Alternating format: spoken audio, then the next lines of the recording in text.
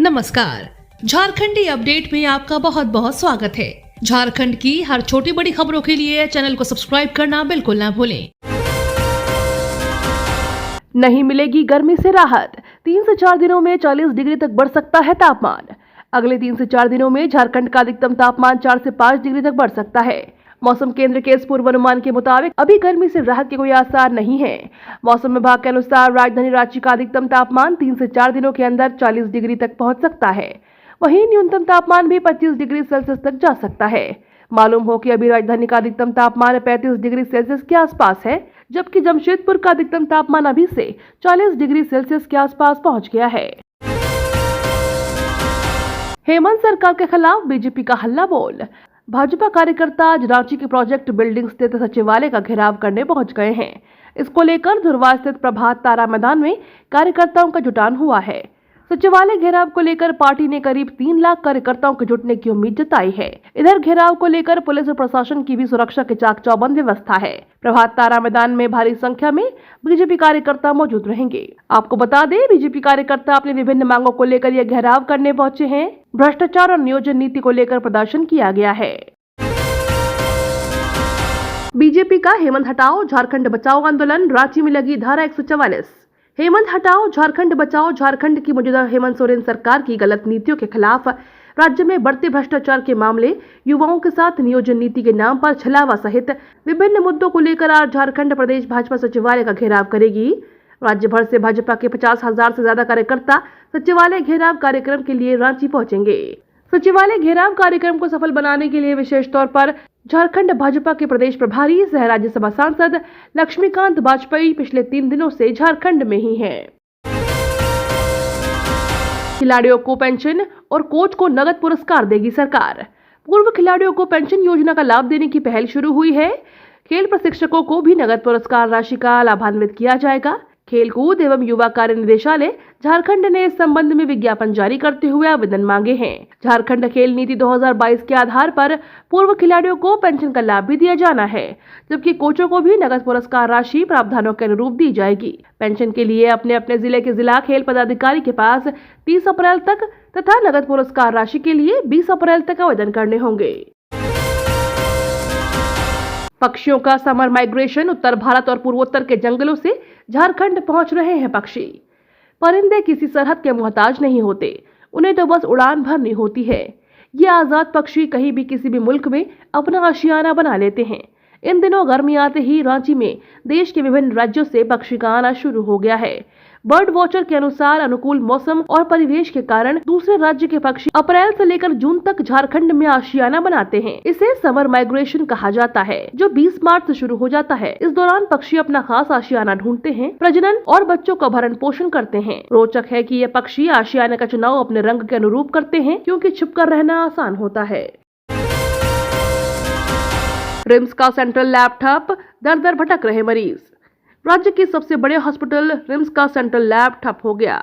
Donation के 5 करोड़ रुपए की मशीन मरीजों को बेहतर सुविधा उपलब्ध कराने के उद्देश्य से सेंट्रल लैब की शुरुआत की गई थी, ताकि मरीजों को जल्द से जल्द रिपोर्ट उपलब्ध कराई जा सके।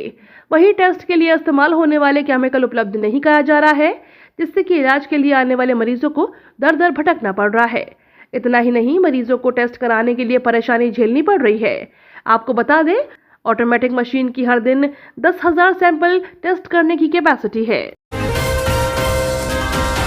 65 करोड़ में बनेगा दुर्गा सोरेन चौक से रामपुर तक 4 लेन रोड। दुर्गा सोरेन चौक से रामपुर तक 4 लेन सड़क निर्माण के लिए जल्द ही टेंडर जारी किया जाएगा। पथ निर्माण विभाग झारखंड ने इस महत्वपूर्ण सड़क के 4 लेनिंग का काम स्वीकृत किया है। 65 करोड़ की इस योजना की प्रशासनिक स्वीकृति दी गई है। अब पथ प्रमंडल रांची के द्वारा इसके निर्माण के लिए निविदा जारी की जाएगी। करीब 8 किलोमीटर रोड को 4 लेन किया जाना है। इस रोड के बन जाने से नामकुम दुर्गा सोरेन चौक से रामपुर तक जाने के लिए चौड़ी सड़क मिल जाएगी। यही सड़क NH 33 से जमशेदपुर की ओर से निकलती है। इसके बनने से बूटी मोड़ से कांटा टोली चौक होते हुए नामकुम दुर्गा सोरेन चौक से रामपुर तक की पूरी सड़क 4 लेन हो जाएगी। बूटी मोड़ से नामकुम तक 4 लेन रोड बनाने पर काम चल रहा है। देवघर एयरपोर्ट पर रात में कम रोशनी और खराब मौसम में भी विमानों की होगी लैंडिंग।